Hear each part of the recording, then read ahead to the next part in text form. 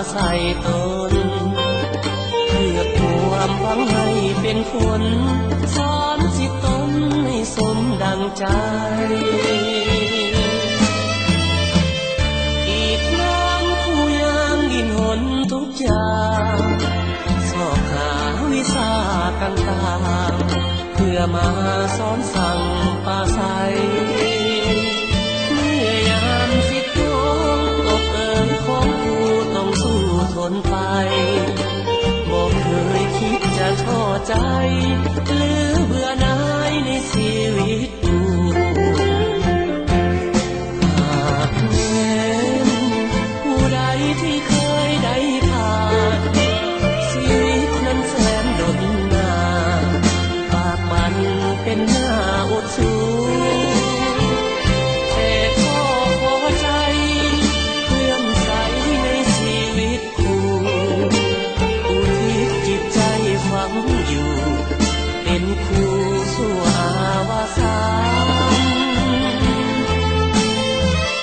สุขล้ำดวงใจเกิดมาหนเดียว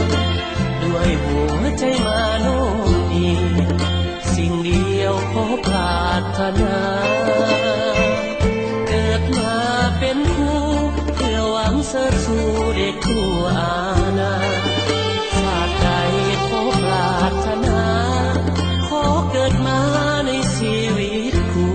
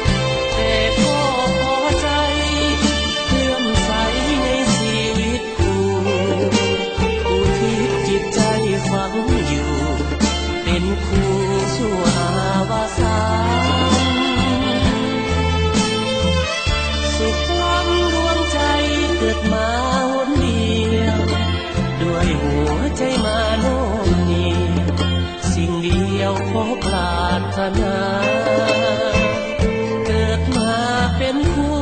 เพื่อหวังเสริฐสู่เด็กคู่อาณาชาติใด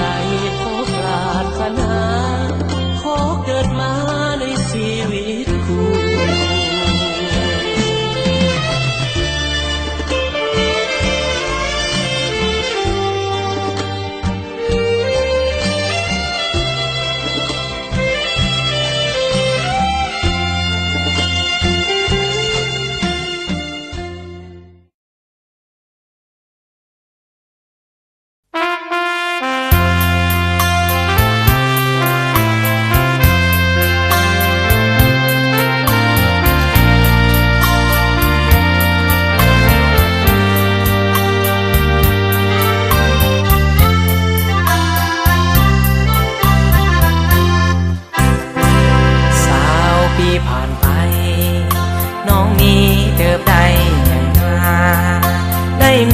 อาชีพวิชา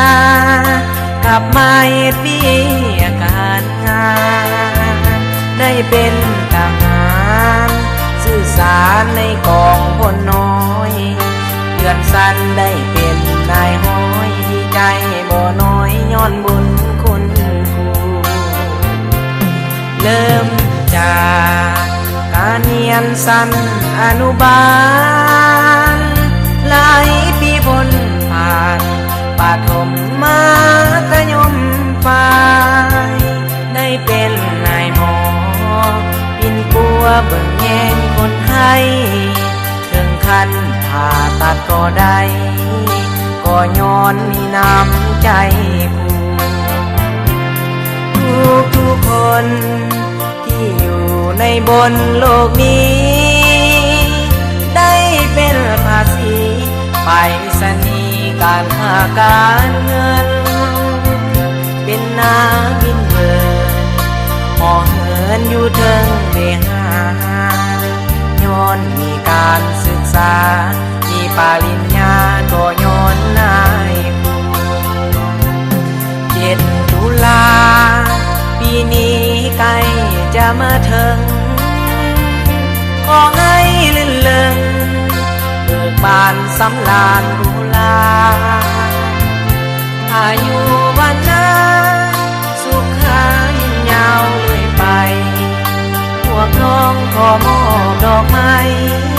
แทนกายเพื่อ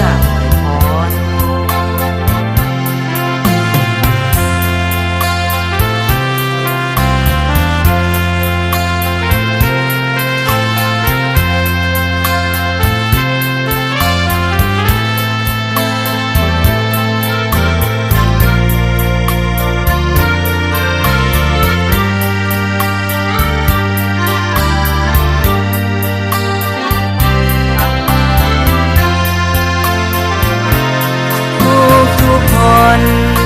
ที่อยู่ในบนโลกนี้ได้เป็นภาษีไม่สนีการค้าการเงินเป็นนาบินเวินห่อเหินอยู่เทิงเวหาย้อนมีการศึกษามีปริญญาก็ย้อนนายครู7 ตุลาปีนี้ใกล้จะมาถึงขอให้ลื่นเลิงเบิกบานสำราญรุลาอายุวันนาสุขายิ่งยาวเลยไปพวกน้องขอมอบดอกไม้